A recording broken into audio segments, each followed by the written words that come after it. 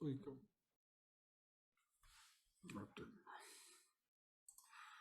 eh, ya, vamos a la diapositiva. Espérate, creo que es a la 12 creo que es. A ver, comienza a pasar. Donde dice undécima regla, ¿no? Ahí está, no, la siguiente. Esta, ahí nos quedamos. Bueno, vamos a leerla entonces, la undécima regla. Dice que el que está eh,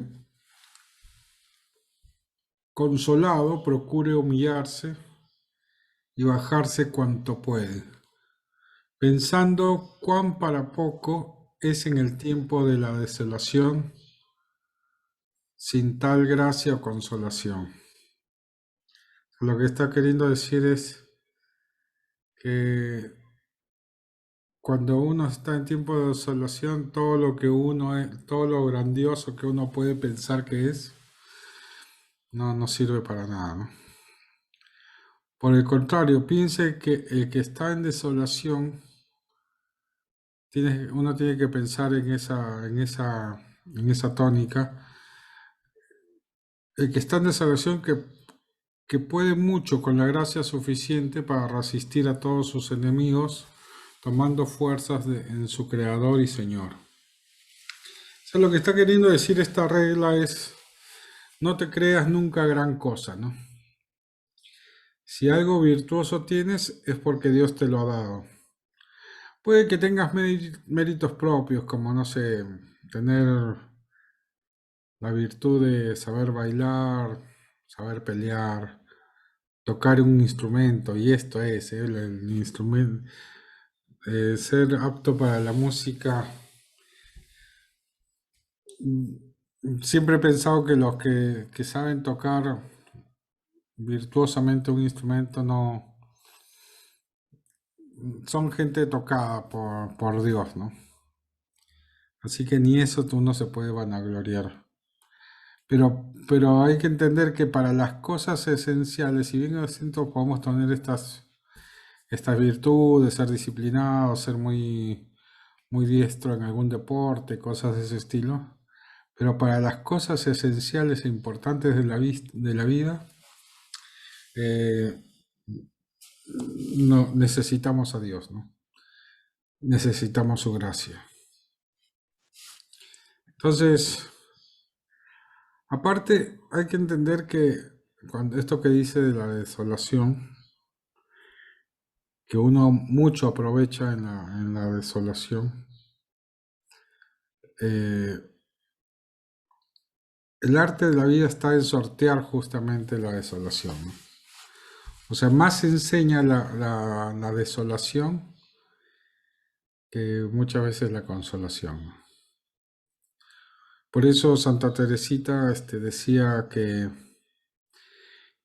Dios, como que Santa Teresita Niña Jesús, ¿no? Santa Teresita de Lisieux, decía que Dios había sido con ella como medio sobreprotector, ¿no?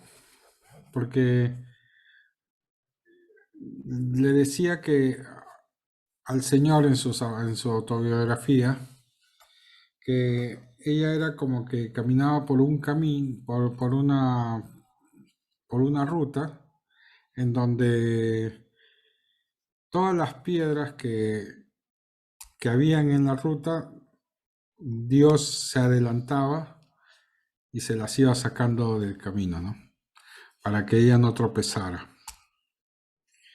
Así ella se sentía en cuanto a su fragilidad como persona, ¿no? Y lo decía, no, si bien es cierto, lo decía porque ella se sabía que por sí misma ella no podía hacer nada, ¿no? Entonces siempre decía, si estoy haciendo las cosas medianamente bien, es porque Dios me ha ayudado a hacerlo así, ¿no?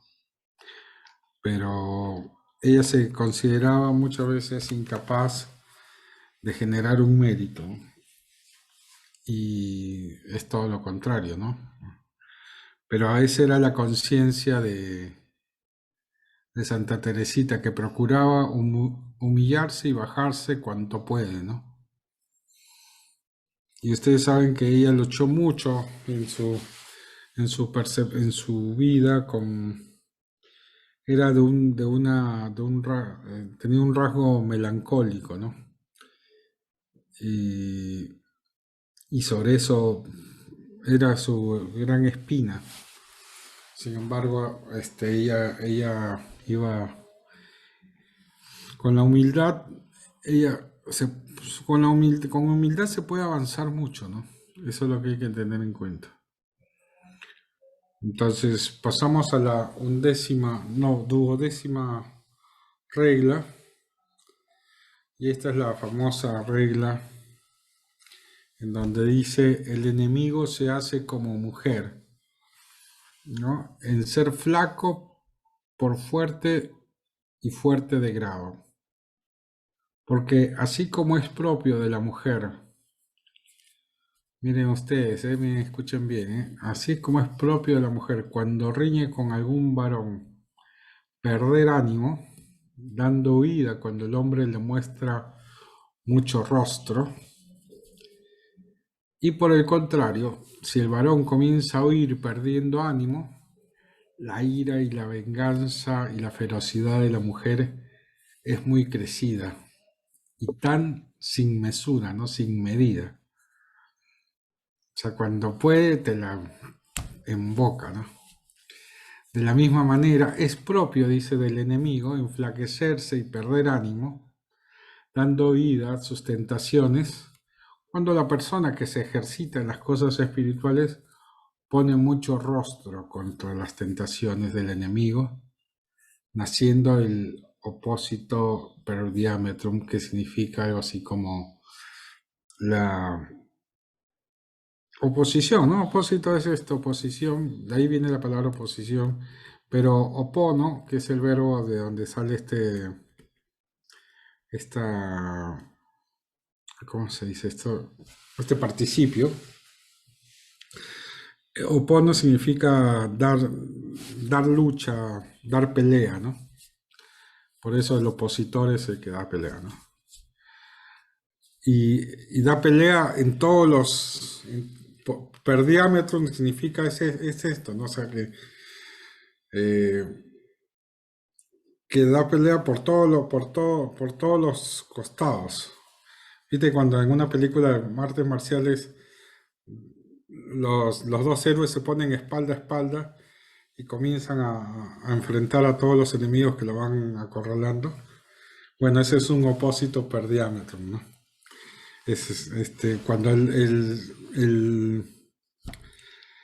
la persona que está en alto espiritualmente tiene esa capacidad así media de Bruce Lee de poder pelear con todos alrededor, ¿no? Y entonces por eso el enemigo achica y se hace loco, se va silbando bajito para volver en otro momento, ¿no? Y dice, por el contrario, si la persona que se ejercita comienza a tener temor, perder ánimo en sufrir las tentaciones, no hay bestia tan fiera sobre la haz de la tierra, sobre las fases en realidad, ¿no? Como el enemigo de la naturaleza humana, o sea, el enemigo del hombre, en prosecución de su dañada intención con tan crecida malicia, ¿no? Y esto es así, ¿no? Yo me acuerdo un tiempo en las casas de formación que se nos había escapado una persona, una chica, y se escapó, se fue, se estaba yendo a los terminales, ¿no? Como decirse acá, a los Olivos, ¿no? El Terminal Norte, todo eso, para escaparse, ¿no? Y llega uno de los... Entonces nosotros sospechábamos que se había ido a algún terminal, la llegamos a encontrar, y uno de los chicos la agarra porque ella entra en un ataque de histeria y la agarra y la zamaquea, ¿no? Pero fuerte, ¿no? Lo fuerte, e inclusive en un momento dado, ¡pah! Le da un pequeño cachetado y la chica se achica, ¿no? Se hace como mansita y ya no, todo su histeriqueo no paró, ¿no? En ese momento, ¿no? Y me acuerdo que estaba así, estaba ya toda calladita, sin decir nada. Este chico que la había agarrado le da la espalda, comienza a conversar con las señoras, ¿no? Con las guías, cómo proceder, todo eso. Y en el momento en que este chico se descuidó de la que habíamos atrapado, con sus nudillos, así con esta parte de los nudillos así, ¡fua! Se manda hacia la cara del chico, que usaba todavía lente de contacto, ¡pum! Y le manda un puñetazo en la cara y diciéndole por qué le había pegado, ¿no? Pero esperó el momento en donde la persona estaba descuidada, distraída, para poder atacar. En el momento que la tenía entre los brazos y le dijo que se calmara, que le hablaba se lo enfrentaba así directamente, ella arrugó, ¿no? No hizo nada. Pero en el momento que lo vio descuidado, distraído, ¡pum! Le mandó que lo dejó medio noqueado, ¿no? Porque aparte le molestó toda la parte de la vista, ¿no? Entonces, a esto se refiere San Ignacio, que el enemigo se hace como mujer, ¿no? Y es así, pues, ¿no? Y aparte que cuando ya lo encuentra distraído, como dice ahí la regla, la ira, la venganza y la ferocidad de la mujer es muy crecida y sin medida, ¿no? Dense cuenta, y es así, ¿no? Y el enemigo actúa de la misma manera, ¿no? Cuando ya te ve así caído en el piso, te remata, ¿no? Entonces, van a ver cuando uno está fuerte, el demonio siempre se hace como el loco, ¿no? Merodea, pero no ataca, ¿no? Ojo que siempre está observando. O sea, por más que uno diga, el enemigo se achicó, se hizo así como que no quiere ver la cosa, pero se hace el loco, pero nunca te deja de ver. O sea, siempre se está fijando en todos tus movimientos, porque te está midiendo, por eso te está midiendo y en el momento que te vea flaquito, ¡pum!, te la emboca, ¿no? Por eso dice el dicho, más sabe el diablo por viejo que por diablo, ¿no? Bueno, él es el creador de o a él se refiere este refrán, ¿no? Entonces, él ya conoce la naturaleza humana y sabe cuándo atacar. Y eso hay que tener cuidado, ¿no? Por eso nunca por eso en esta regla se hace tan, tan vigente la parábola de las vírgenes prudentes, ¿no? Las que llevan el aceite y su repuesto de aceite para ver llegar al novio, ¿no? Y están las otras vírgenes que no sé si era San Ignacio no, creo que era San Juan de la Cruz que las llamaba las vírgenes locas, ¿no? Las vírgenes locas que atolondradas estaban con lo mínimo en su lámpara de aceite, sin tener provisiones, de tal manera que cuando fueron a comprar, porque ya se les estaba apagando la lámpara, entró el novio y ellas quedaron afuera, ¿no? Esta duodécima regla tiene que ver con esto, ¿no? De estar siempre alerta, siempre preparado, siempre militantes siempre con la guardia alta, ¿no? Con el enemigo, con el demonio, no se puede dar tregua en ningún momento. Él siempre te está observando. En el momento que bajas la guardia, ahí él ataca, ¿no? Nunca te va a atacar cuando estés, salvo que seas, en raras excepciones, cuando estás muy en alto, eh, el enemigo se ensaña contigo.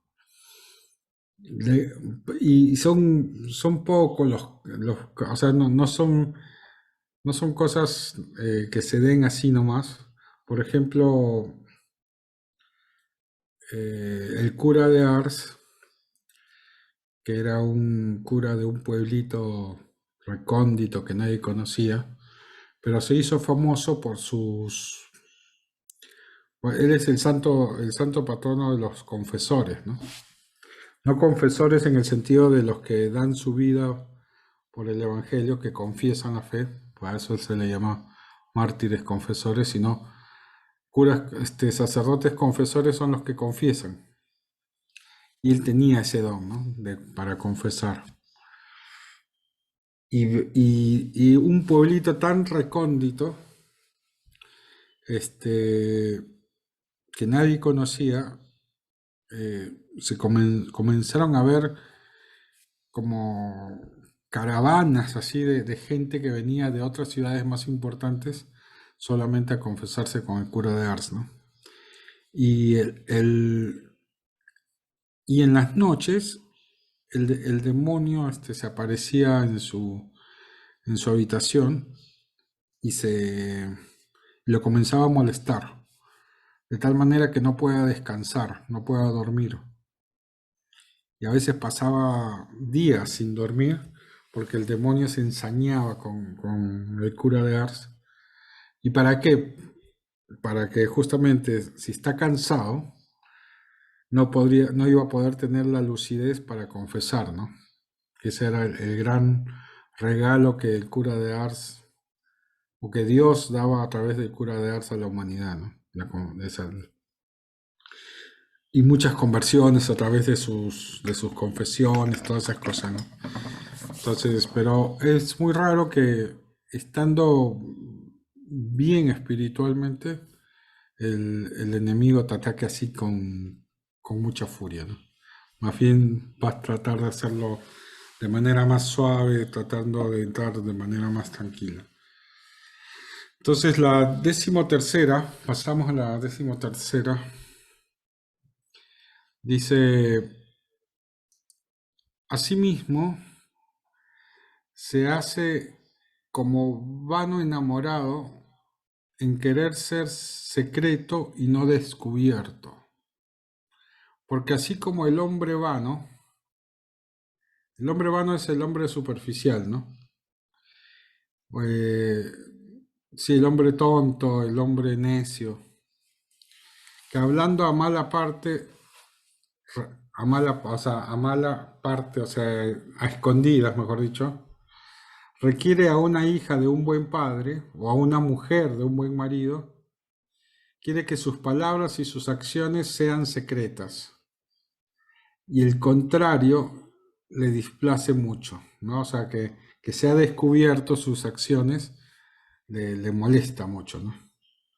Entonces, cuando la hija del padre o la mujer al marido descubre esas vanas palabras, así como en la canción Decisiones, ¿no? Que el vecino le dice a la mujer que para ser amantes, y la mujer que no es tonta se lo dice a su marido, dice la canción, ¿no?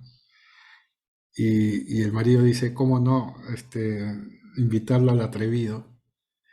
Eh, entonces cuando hay ese tipo de descubrimientos, se le va todo el plan, ¿no? Entonces cuando el enemigo de la naturaleza humana trae sus astucias y sus acciones al alma justa, quiere que sean recibidas y tenidas en secreto.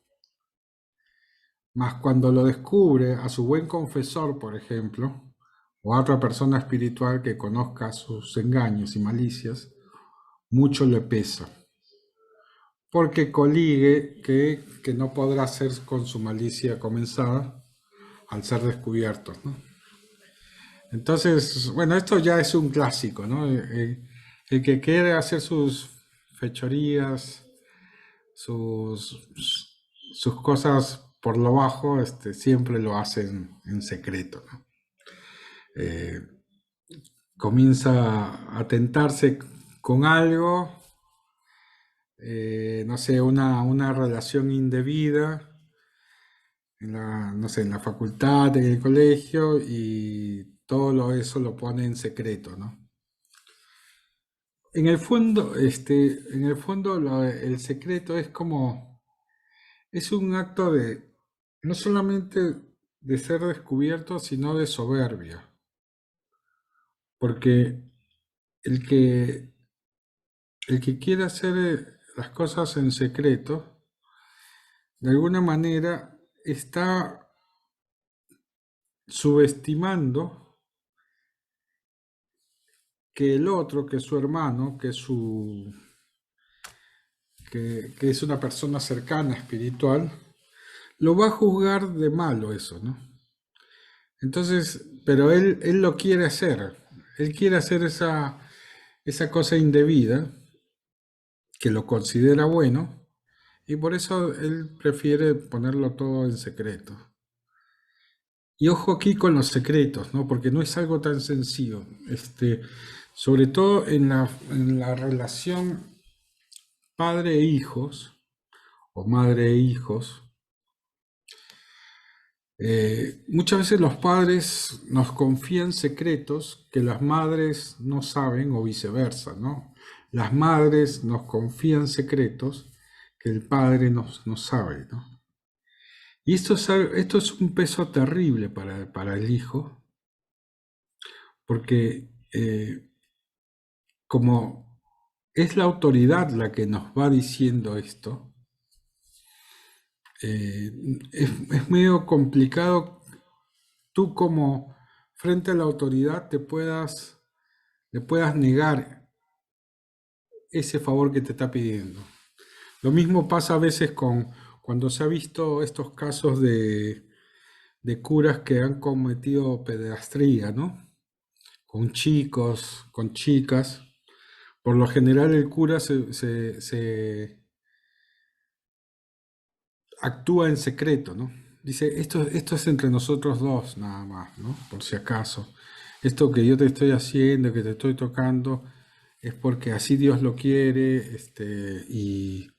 pero esto lo tenemos esto va a ser una cosa entre nosotros dos, no se lo digas ni a tus papás, ni a tus amigos, porque Dios quiere que sea así solamente, ¿no? Entonces, y sobre todo si tú eres una autoridad, eh, es un pecado muy grave eso, ¿no? Porque le pones un peso terrible a alguien que no puede negarse a guardar el secreto, ¿no? Y con los amigos es igual, ¿no? Si le confían, un amigo le confía algo, te confía algo a ti que tú sabes que no está bien, tú, la mejor forma de actuar es siempre empújalo a la luz, ¿no? No te conviertas en cómplices de las cosas malas que está haciendo esa persona, ¿no? Eh,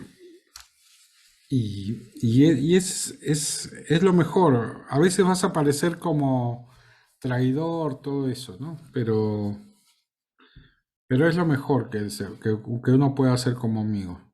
Uno no puede hacer, no puede ser cómplice ni ocultar cosas que está haciendo mal, porque en la oscuridad es donde te puedes hundir más, ¿no? En cambio, es más, si ya entraste en una tentación, caíste en la tentación, lo mejor es es decirlo a aquel que te guía, o sí, aquel que sobre todo si hay una relación de conducción, de dirección, ahí es donde tienes que hacer, porque una forma media camuflada de secreto que, que se viste como que si de transparencia, es confesarte, ¿no? Porque a veces el confesor no, no sabe de tu vida, pues, ¿no? Y entonces, claro, y a tu guía no le dices nada, pero bueno, te confesaste y tú dices, con esto ya arreglé y puedo seguir con la misma, ¿no? Pero eso es engañoso, pues, ¿no?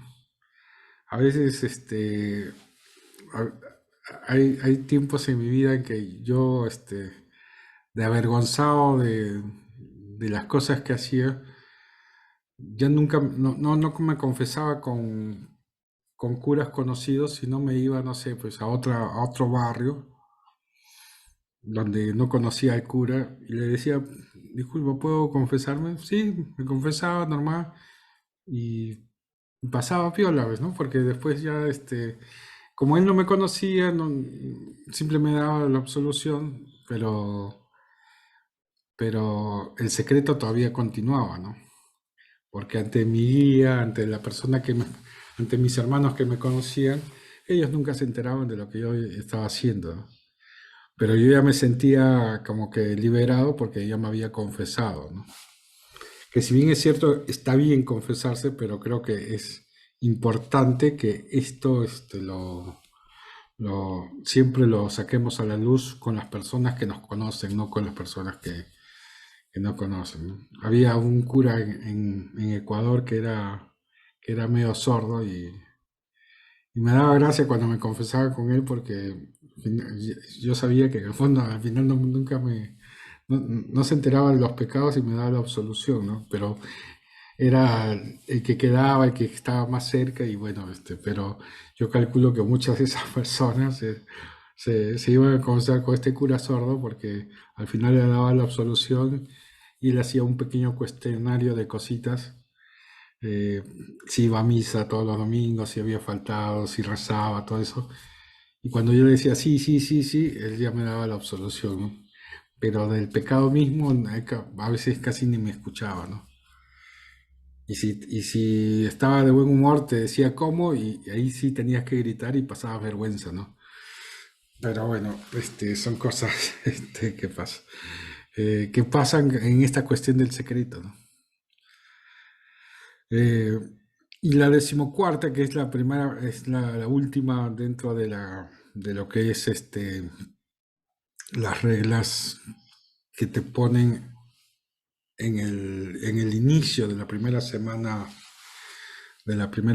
del, del- de los ejercicios espirituales. Dice, asimismo se hace como un caudillo para vencer y robar lo que desea, porque así como un capitán y caudillo del campo, asentando su real y firmando y mirando las fuerzas o disposición de un castillo, le combate por la parte más flaca, de la misma manera el enemigo de la naturaleza humana, rodeando, mira en torno todas nuestras virtudes teologales, cardinales y morales, y por donde nos haya más flaco y más necesitados para nuestra salud eterna, por allí nos bate y procura tomarnos.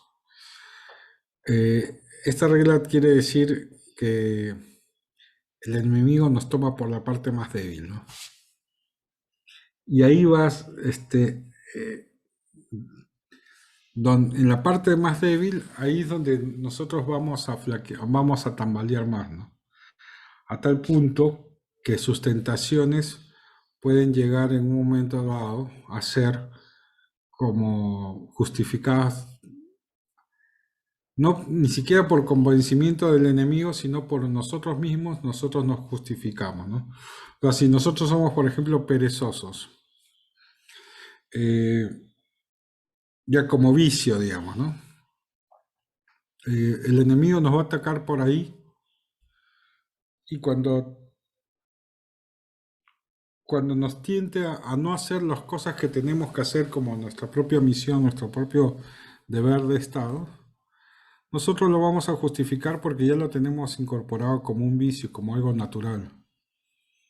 Tú vas a decir, sí, bueno, un ratito más.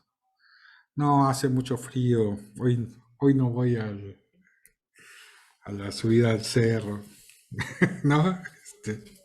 Ese tipo de cosas. Y porque te está agarrando por la parte más débil que tienes, ¿no?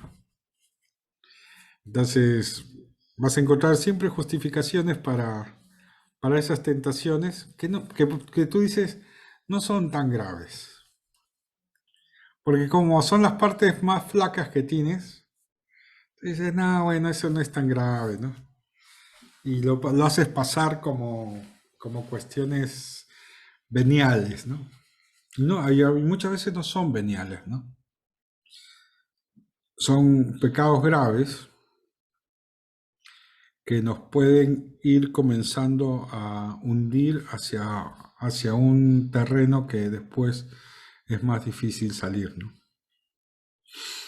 Entonces, eso es con respecto a la decimocuarta regla. Ahora van a venir 8 reglas que nos conducen más para lo que se llama la segunda semana en el ejercicio espiritual. Y son 8 reglas que afinan un poco las cosas que ya hemos venido haciendo, ¿no?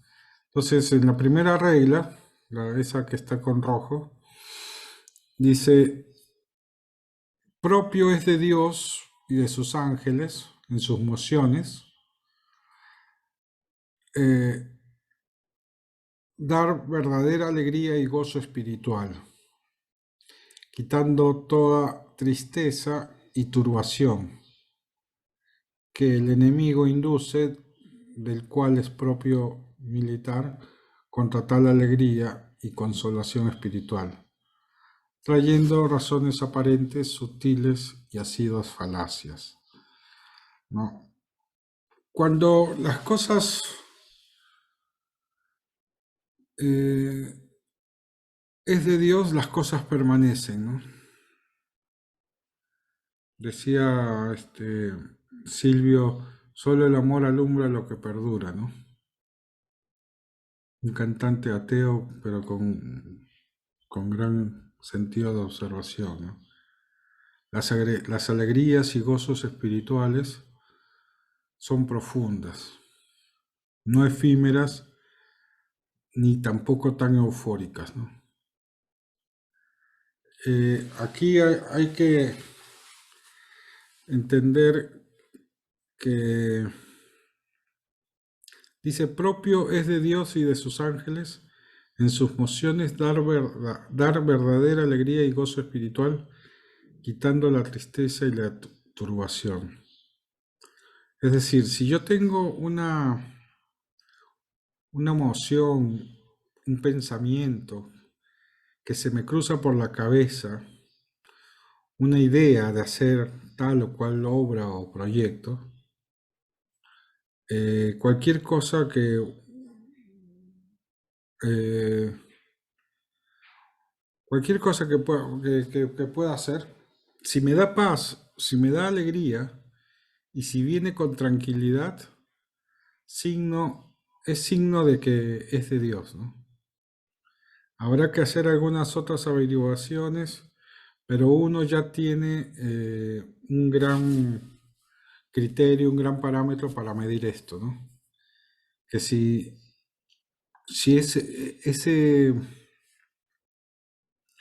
esa emoción, ese pensamiento, esa inspiración me trae paz, me da alegría, viene con tranquilidad, es muy probable que sea de Dios, ¿no? Eso es con respecto a esta primera regla. Eh, toda, toda verdadera alegría y gozo espiritual viene de Dios. Y esa verdadera alegría y gozo espiritual tiene que ver con la paz interior, con la alegría que me genera esto, y me vine con tranquilidad, ¿no? Yo me acuerdo cuando en una asamblea en Buenos Aires, Quique, que es uno de los grandes maestros que he tenido en mi vida y que, bueno, hace un par de semanas ha fallecido víctima de COVID. Él decía, muchachos, el ejercicio en esta semana va a ser, imagínense cómo se ven ustedes como santos. O sea, si llegan al estado de santidad, ¿qué se ven haciendo, no? Y me acuerdo que yo lo puse y después eso coméntenlo con sus guías, ¿no? Y me acuerdo que lo primero que se me vino a la mente cuando en la oración, cuando yo trataba de visualizarme como cómo sería mi vida en santidad. Porque, ojo, San Ignacio, una de las cosas que tiene por la cual es tan efectivo también sus metodologías, es porque él trabaja mucho con la imaginación y con lo que él llama composición del lugar.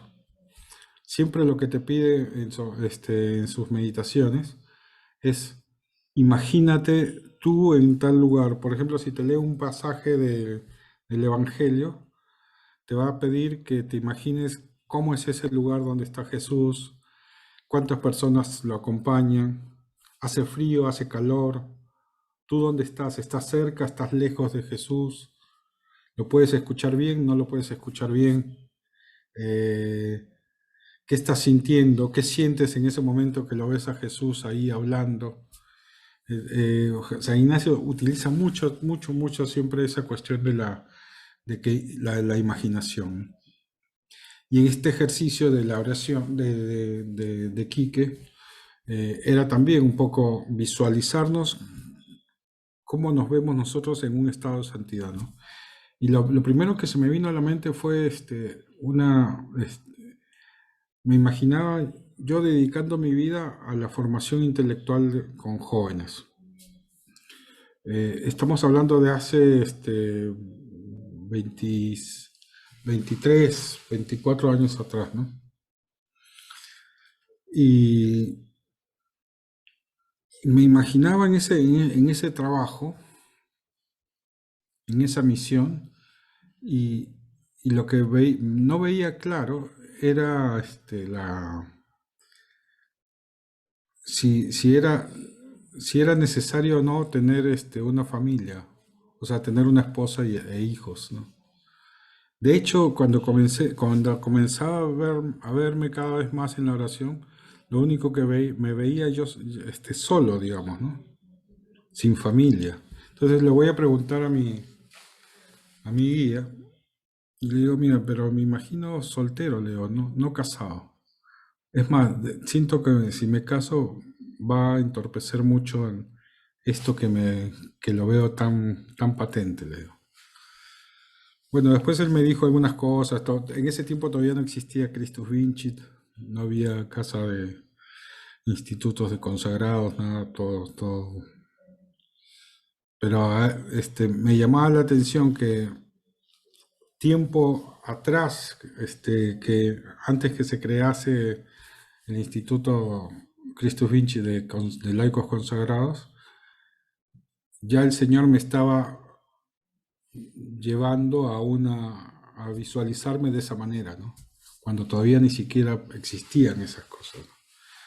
Y esa visión, más allá de angustiarme, decir, voy a perder todo, no voy a poder casarme, no voy a poder tener hijos, antes que angustiarme, justamente me daba mucha paz, me daba mucha alegría y me vino esa visión como con mucha tranquilidad, ¿no? Entonces, cuando uno da la vuelta para atrás, se da cuenta que eso era una emoción de Dios, una emoción real de Dios, ¿no? Entonces, la segunda regla dice, solo es de Dios, de nuestro Señor, dar consolación al alma sin causa precedente, porque es propio del Creador entrar, salir, hacer moción en ella, trayéndola toda en amor de su divina majestad. Digo sin causa, sin ningún previo asentimiento o conocimiento de algún objeto, por el cual vea tal consolación mediante sus actos de entendimiento y voluntad. ¿Qué quiere decir? Que cuando la consolación viene sin causa, en las reglas anteriores habíamos dicho que a veces la consolación puede venir, o la desolación sobre todo, podía venir de una pérdida o de un duelo, pero también en la consolación a veces la consolación puede venir cuando te dicen, te aceptaron la beca para estudiar, no sé, en España. Entonces, en ese momento se te viene un tiempo de consolación, de alegría, pero es a causa de que te han aceptado la beca en España, ¿no? Pero cuando la consolación viene sin causa precedente, este, lo más probable, no es lo más probable, es seguro que es de Dios. O sea, cuando de pronto se te viene como a la imaginación, lo que yo imaginé como santo, ¿no? Si bien es cierto, uno podría decir, ahí la causa precedente es la charla de Quique, pero no, en este caso eh, no había, no había algo que me orientara, ni siquiera estaba comenzando a estudiar filosofía recién, pero no había causa precedente, ¿no?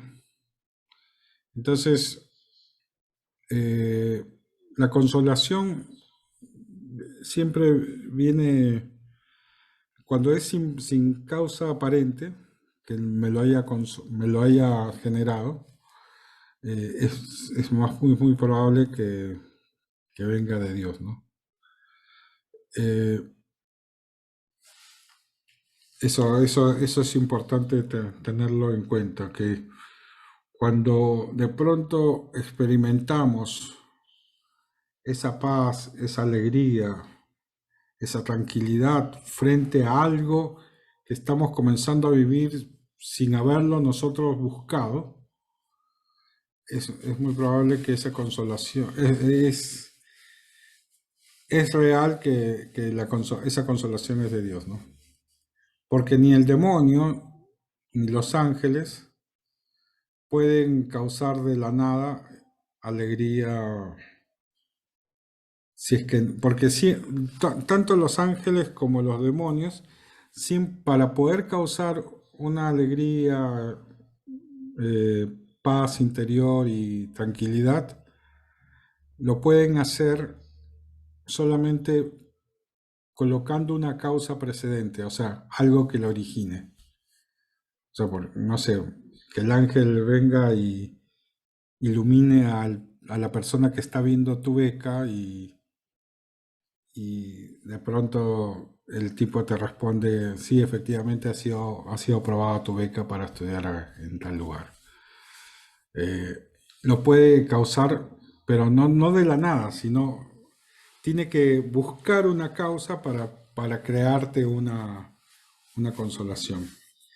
Dios no necesita causas, te las puede dar así de frente y meterte esa alegría, esa paz sin causa aparente, ¿no?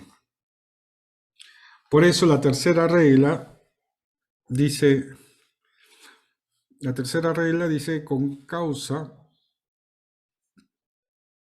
eh, con causa puede consolar el alma. No, la tercera. La anterior. Ya. Con causa puede consolar al alma, así el buen ángel como el malo, y todo para contrarios fines, ¿no? El buen ángel va a tratar de consolar, obviamente, para que crezca y suba de bien en mejor, ¿no? Y el mal ángel, Por el contrario, va a hacerlo para atraerla a su dañada intención y malicia, ¿no? Entonces, ojo aquí, ¿no? Esta regla completa un poco lo que veníamos diciendo, ¿no? También puede ser que con causa sea el buen ángel el que me esté dando una emoción, el ángel de la guarda o el ángel de Dios, o incluso el mismo Dios, pero siempre con alguna causa, ¿no? Eh, no quiere decir que si hay alguna causa, siempre sea una cosa mala, ¿no? Simplemente que uno tiene que discernir un poco más, ¿no?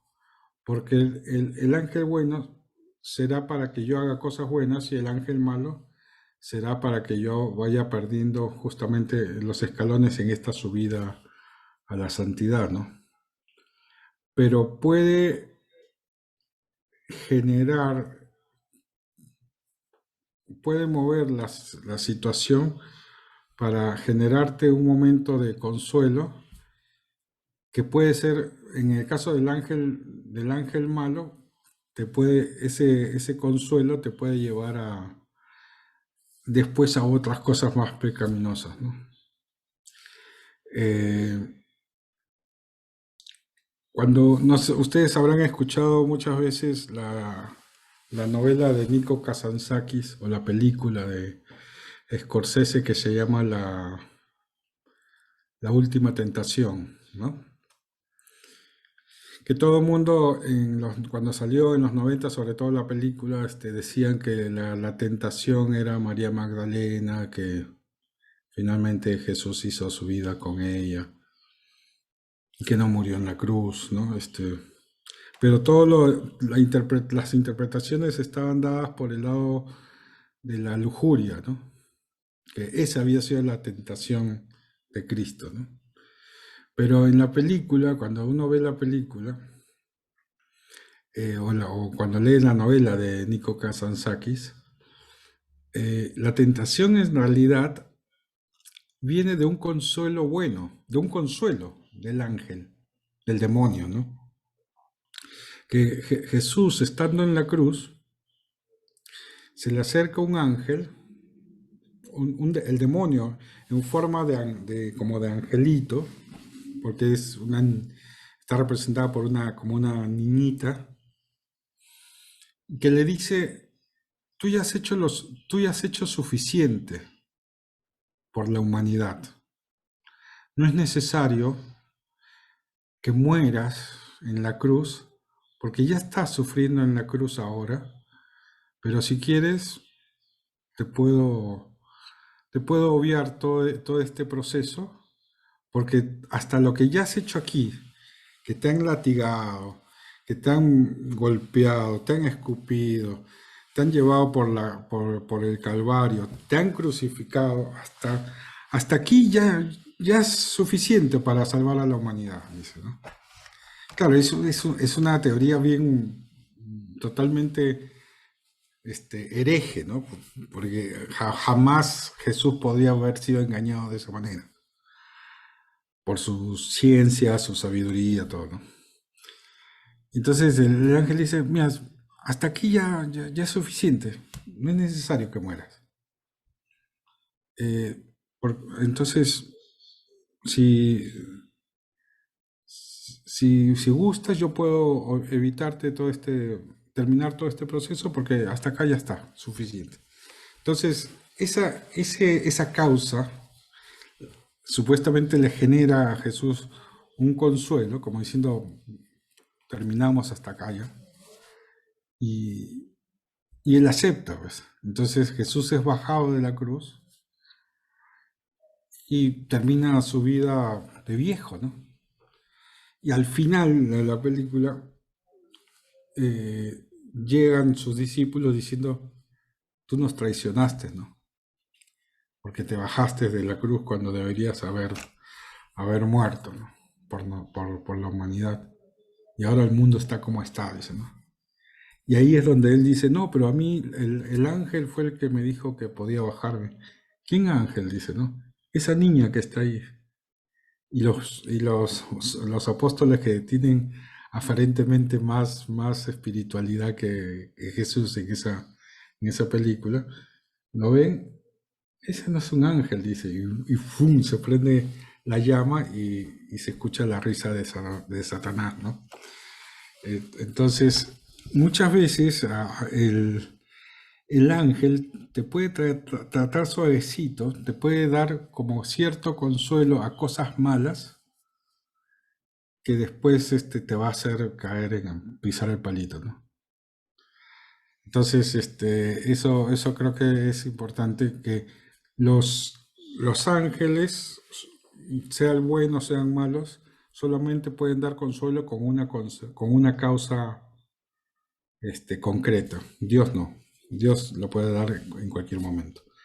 Cuarta regla dice, es propio del malvado ángel que se forma bajo la apariencia de un ángel de luz, entrar con el alma devota y salir consigo mismo, es decir, traer buenos y santos pensamientos conforme a tal alma justa y luego poco a poco pretender sacar al alma de sus engaños encubiertos y sus intenciones perversas, ¿no? Eso es lo que yo le estoy diciendo, ¿no? Que muchas veces el mal espíritu se, se hace, se hace pasar como algo bueno para después encauzarnos a cosas malas, ¿no? Uno tiene que entender esta verdad también, ¿no? Puede que se me ocurra algo, cambiar algo en mi vida, que aparentemente sea bueno, y que sin embargo no sea lo que Dios me pide, ¿no? O sea, por ejemplo, había una persona, me acuerdo bueno, conocí un caso, ¿no? Rarísimo, este, que decía que se estaban por casar y lo que él quería hacer es como una vida de hermanos. O sea, mejor dicho, no consumar, eh, no consumar el matrimonio en la procreación, ¿no? Ni siquiera tocarse, nada, ¿no? Y llevar una vida así como de consagrados, pero viviendo juntos, ¿no? Entonces, uno puede en ese contexto decir, qué santos estos tipos, pero realmente no es algo o sea, cuando comienza a observar en qué circunstancias se está generando este sentimiento, todo eso, lo más probable es que no sea por una cuestión realmente santa, sino que es algo que puede estar más bien destruyendo en esencia el matrimonio de eso que se está constituyendo, ¿no? Lo que pasa es que a veces el diablo lamentablemente nos conoce muy bien, eh, y como es un caudillo que sabe que es un estratega militar, sabe atacar, él sabe eh, por dónde atacar, ¿no? Y entonces a veces nos puede colocar pensamientos buenos, santos, pero fuera de lugar, ¿no? Como ese que también conocí un caso de una persona que quería dejar a su familia para irse a misionar a África, ¿no? Tienes deberes de Estado, ¿no? No puedes de pronto tener como una gran inspiración y decir, mira, el Señor me llama a África cuando tienes a cuatro hijos, pues, que si los abandonas van a quedar peor que los chicos de África, ¿no? Entonces uno tiene que saber cuándo interpretar esos sentimientos, esos pensamientos, y ponerlos en su lugar correcto. Por eso, en la primera regla que mencioné la semana pasada, se mencionaba de la prudencia, la sindéresis, ¿no? Y eso está en nosotros y eso nos ayuda un poco a discernir estas cosas, ¿no? Eh, entonces, como esa madre también de familia, ¿no? Que se le ocurre estar todo el día estar todo el día en la parroquia rezando frente al Santísimo. Se va a misa todos los días, se queda 3 horas frente al Santísimo y de pronto no hizo, si es ama de casa, no atendió a sus hijos, no se encargó de la administración del hogar. Entonces esas cosas no pueden ser de Dios, sino una emoción del ángel, ¿no? Del ángel malo. Siempre tenemos que sopesar nuestras cosas desde nuestro deber de Estado, ¿no? Eso está en primera cuestión y después todo se va organizando, ¿no? Entonces, no todo lo bueno que se me ocurre es lo que Dios quiere, ¿no? Hay que ver si me trae paz. Definitivamente esa señora que se queda rezando todo el día, en la parroquia, no va a tener paz, ¿no? Porque rápidamente la realidad le va a dar un cachetazo de despabilamiento que le está diciendo, tienes que hacer también tus cosas, tus deberes terrenales, digamos, ¿no? Entonces, eso es un poco lo de la cuarta regla. La quinta dice, debemos mucho advertir el discurso de los pensamientos. Si el principio, el medio y el fin es todo bueno, inclinado a todo bien.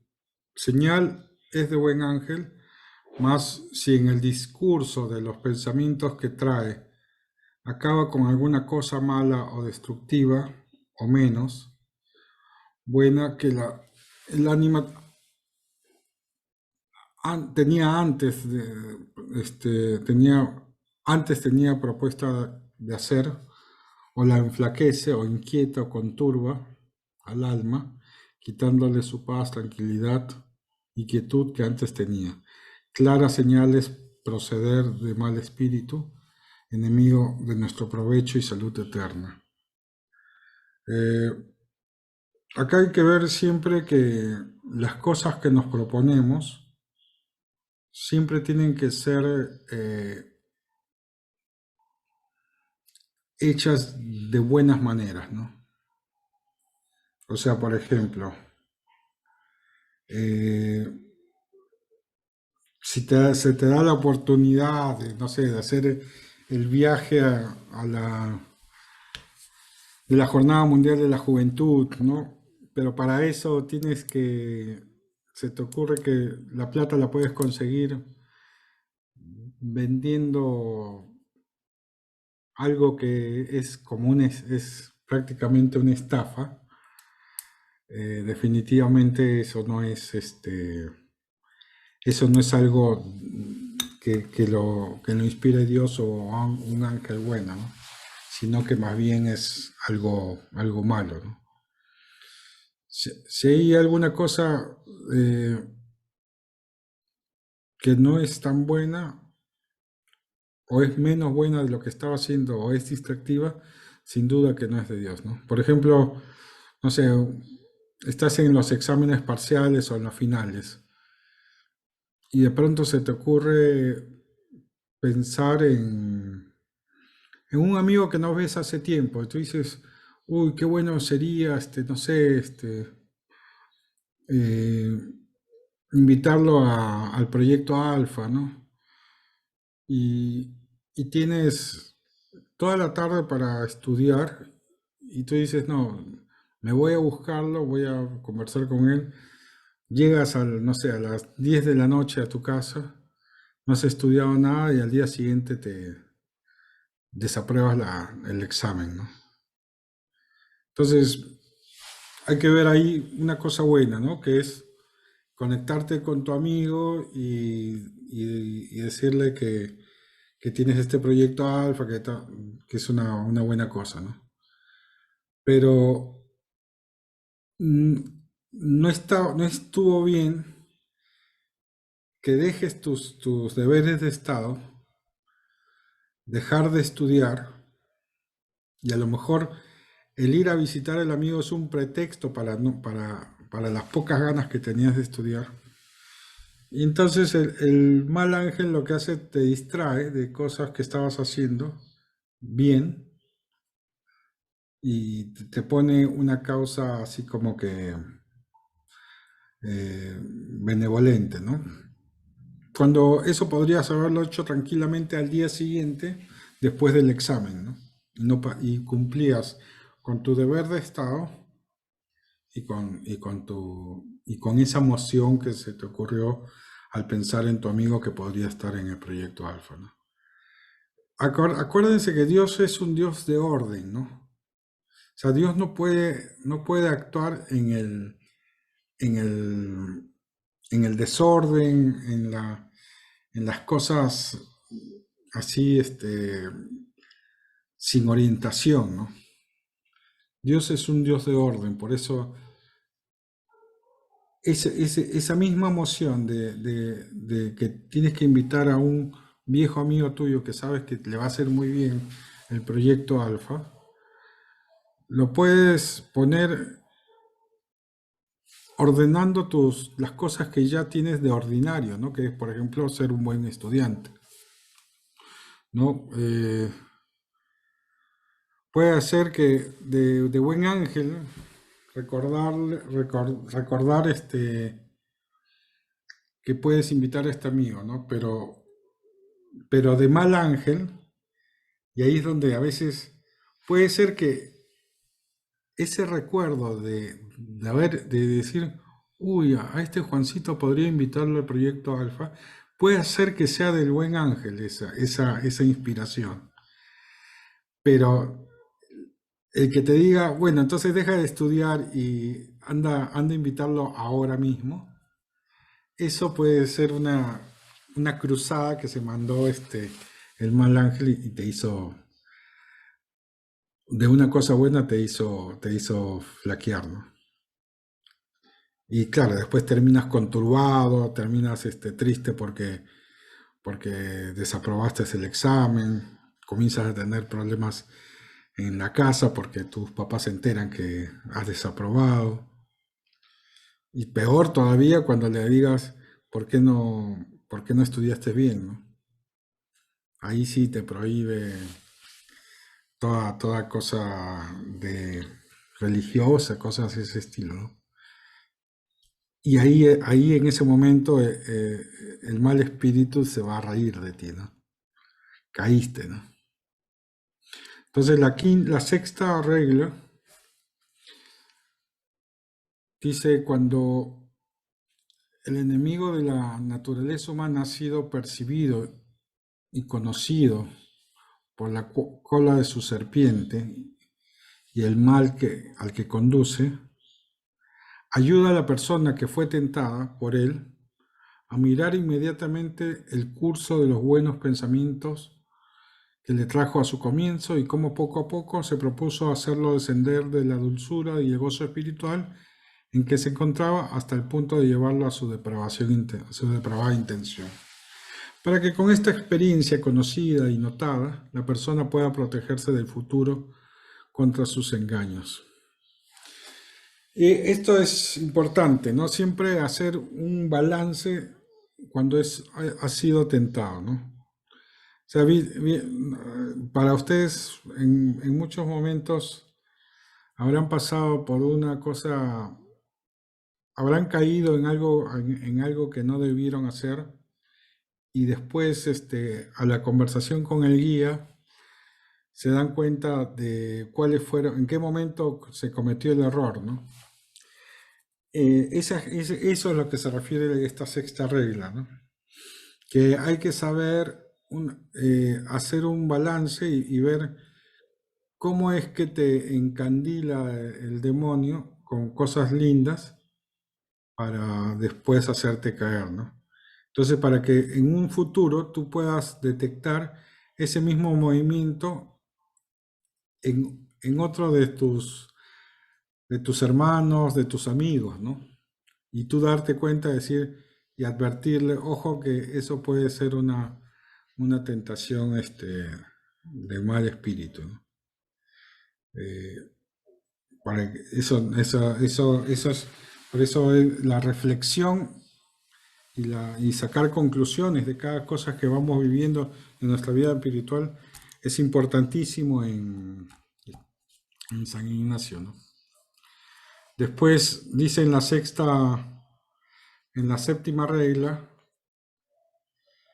en aquellos que van de bueno a mejor, el ángel bueno toca a tal alma dulce, ligera y suavemente, como una gota de agua que entra en una esponja. Y el mal lo toca bruscamente y con ruido e inquietud, como cuando la gota de agua cae sobre la piedra. Y los espíritus antes mencionados tocan de manera contraria a aquellos que van de mal en peor. La razón de esto es que la disposición del alma es contraria o similar a los dichos ángeles, porque cuando es contrario entran perceptiblemente con estrépito y ruido, y cuando es así entran silenciosamente en su propia casa a través de la puerta abierta. ¿Qué quiere decir esto? Que generalmente si yo voy de bien en mejor, subiendo en el camino espiritual, las mociones de los buenos ángeles o de Dios mismo van a ser suaves, van a ser como esa suave brisa que sentía el profeta, ¿no? Que buscaba a Dios, que lo buscó en el viento, en el fuego, en el ruido, y solamente Dios estaba en la suave brisa. ¿Y esto por qué? Porque por un fenómeno espiritual que se llama inhabitación de la Santísima Trinidad en el alma, del alma en gracia, ¿no?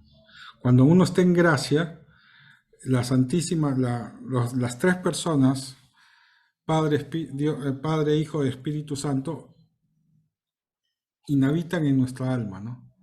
Por eso todas las mociones se hacen suaves, se hacen como esa suave brisa. ¿Por qué? Porque vieron cuando en las escenas de crímenes uno dice, acá el sospechoso me parece que conocía a la culpable, a la víctima, porque no hay forcejeo de las puertas, ¿no? Entonces eso le hace intuir al detective que como no hay forcejeo de las puertas, esa persona conocía, la víctima conocía al atacante, ¿no? Al criminal. Acá va más o menos lo mismo, ¿no? Por qué es suave las emociones de Dios cuando uno está en gracia? Porque Dios ya está dentro de nuestra casa. No necesita entrar, porque ya está dentro. Cohabita con nosotros, ya está conviviendo con nosotros.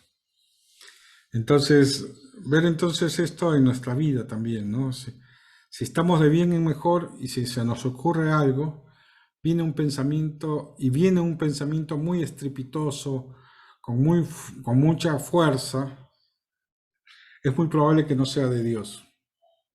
Es como en el caso del criminal, que esta vez ya no conoce a la víctima, forcejea la puerta y es la famosa escena donde dice, ¿escuchaste ese ruido?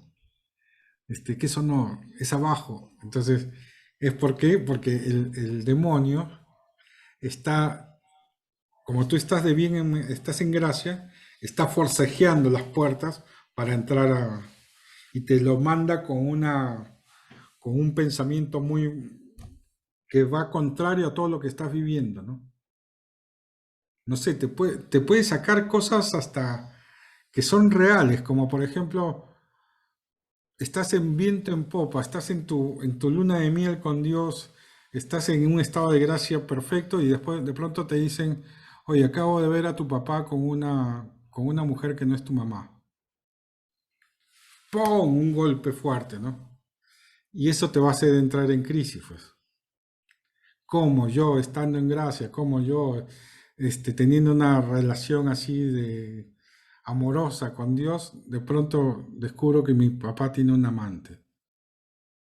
No es tu pecado, pero el demonio que conoce todas tus conexiones, va a elegir al que puede hacerte más daño, ¿no? Y pan te la manda, ¿no? Y eso es obra del demonio, ¿no? Entonces, eh, en cambio, si Dios realmente, si nosotros estamos haciendo algo en ese estado de gracia, estamos comenzando a comentar algo malo, Dios lo va a hacer, va a hacer algo distinto, ¿no? Nos va a tratar de rápidamente ver que de hacernos arrepentir, ¿no? No con remordimiento, sino con paz, ¿no? Y aparte, el que está en gracia puede tener cosas veniales, pero no puede tener pecados mortales, pues, ¿no? O sea, eso es difícil, ¿no? Entonces, esas cosas, esas interrupciones estrepitosas que puede hacer el demonio, las puede hacer, son obras, son señales de que que el demonio te está tentando para hacerte caer, ¿no? Ahora, en el caso contrario, si uno va de mal en peor, uno no está en el camino de la virtud, sino que se ha apartado, entonces es el contrario, es todo lo contrario, ¿no? Las cosas que nos induzca el demonio van a ser dulces, van a ser suaves, van a ser como con naturales a nosotros que no estamos en gracia. O sea, van a ser con natural a nuestro yo pecador. Por eso es todo suavecito. Es que no es que está, no es que hay una posesión como en el caso de la inhabitación de la Santísima Trinidad en nuestra alma. No es que el demonio habita en nuestra alma, pero de alguna manera está en nuestra casa, o sea, está en nuestra vida. Por eso todas las cosas que hacemos, que son pecaminosas o que son pecado, nos parecen normal. Y por eso las tentaciones del demonio parecen venidas como voz de bebé, ¿no? Una voz muy suave. Por lo contrario, las voces del buen espíritu, del buen ángel, son más bien, nos hacen despertar a este estado a este estado de inconsciencia, ¿no? De Dios. Bueno, entonces, y para terminar ya, pasamos a a la octava regla que dice, cuando la consolación es sin causa, dado que en ella no haya engaño por ser solo Dios nuestro Señor, como está dicho, pero la persona espiritual a quien Dios da tal consolación debe con mucha vigilancia y atención mirar y discernir el propio tiempo de tal o cual consolación, del siguiente en que la ánima del alma queda caliente y favorecida con el favor y reliquias de la consolación pasada, porque muchas veces en este segundo tiempo, por su propio discurso de hábitos y consecuencias de los conceptos y juicios, o por el buen espíritu, por el mal o por el malo, forma diversos propósitos y pareceres, que no son inmediatamente de nuestro Dios, y por tanto han menester ser mucho bien examinados antes que le dé entero crédito ni que se pongan en efecto. ¿no? Esto quiere decir que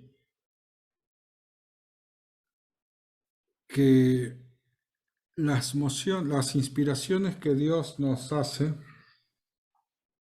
tienen que ser evaluadas después con tranquilidad. Por eso en las primeras reglas decía, no hagas mudanza o no hagas decisiones en tiempos de consolación ni de desolación, ¿no?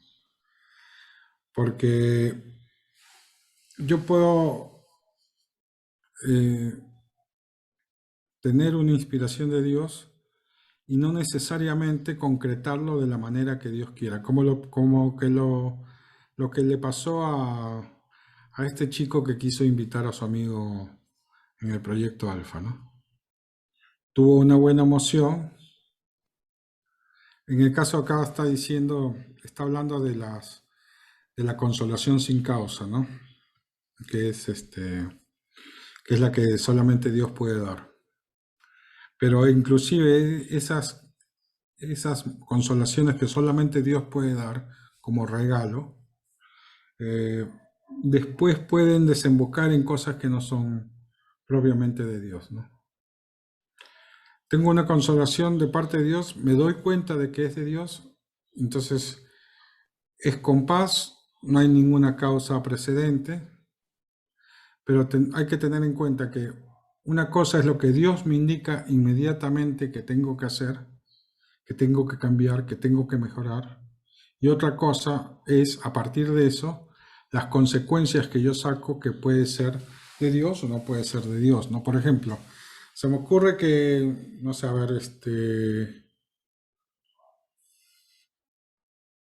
tengo que entregarme todo a Dios, ¿no? Eh, y tal vez ese entregarte todo a Dios, en el momento en que estás viviendo, por ejemplo, un chico de líderes, eh, sea que tengas que entregar, o sea, poner todo tu corazón o todo tu compromiso a la cuestión de líderes, ¿no? O sea, de las cosas que estás viviendo como, y sobre todo si te comienzan a dar ciertas responsabilidades, asumirlas con seriedad, con responsabilidad, ¿no? Pero a lo mejor tú puedes agarrar y decir, tengo que entregarme todo a Dios y ya al día siguiente quieres ir a misionar a la China, ¿no? Entonces, puede haber una distancia entre entregarme todo a Dios, que puede ser una consolación de Dios sin causa aparente, y, y decir, me voy a la China a misionarme, ¿no? A misionar, ¿no? Porque esa noción de decir que vas a la China a misionar, que está obviamente en relación con lo primero, que es tengo que entregarme todo a Dios, eh, puede ser un escapismo, ¿no? No necesariamente la concreción de esa inspiración que Dios me ha dado, ¿no? Eh, entonces, cuando no tenga duda de que la consolación es de Dios, es discernir si es todo de Dios o lo que procede de mí mismo está bien. Hay que saber sopesar eso, ¿no? Eh, a veces uno puede decir tengo que entregar todo a Dios y de pronto me hago como un asceta que ya no come, que hace sacrificios, que hace mortificaciones, que usa cilicios. Y a lo mejor eso puede ser el llamado de una persona en particular, pero no necesariamente tú, ¿no? Entonces, esas cosas, cuando a mí cuando Dios me dice, te quiero como, te veo santo como formando intelectualmente a jóvenes, todo eso, todo eso, pasaron algunos años, para yo darle forma a eso que yo estaba viendo, ¿no? Y lo fui discerniendo con mis hermanos, con Osvaldo, y todo comenzó a dar forma, no inmediatamente, ¿no? Sino después, ¿no? Eh, Contaba Raniero Cantalamessa que él había, en una convención de la renovación carismática en Estados Unidos, siente que tiene que dejar la cátedra de, de orígenes cristianos que estaba en la Universidad de Milán, que es una de las universidades más prestigiosas de Italia, y que es muy difícil de entrar y que seas nombrado como profesor ordinario, ¿no? Tienes que ser muy capo, muy capo. Y él ya era profesor ordinario de la Universidad de Milán. Entonces va con su director, él es capuchino, ¿no? Y le dice, superior, he visto en la, en este viaje que he hecho a Estados Unidos, en la renovación carismática, que el Señor me llama a ser predicador y que deje las cátedras de las universidades. Y lo que hace su superior, que también era obispo, le dice, esperemos un año, ¿no? Claro, durante todo un año él fue comenzando a meditar eso que había sido una consolación sin antecedentes, sin causa. Durante un año lo fue meditando y, y la paz, la tranquilidad, la, la alegría no se le iba, ¿no? Entonces cuando fue después de un año, le dice, ¿cómo ves eso, no? Veo que Dios me sigue llamando a esto. Bueno, no se diga más. A partir de ahora, voy a mandar una carta a la Universidad de Milán diciendo que Raniero Cantalamessa ha muerto para el mundo académico, ¿no? Y así fue, ¿no? Se fue. Y ahí nomás, para que vean cómo es las cosas que son meditadas, discernidas por Dios, ahí nomás, a los 15 días de haber renunciado a la cátedra, Juan Pablo II lo llama para ser predicador de la Casa Pontificia, ¿no? Que hasta ahora sigue siendo, ¿no?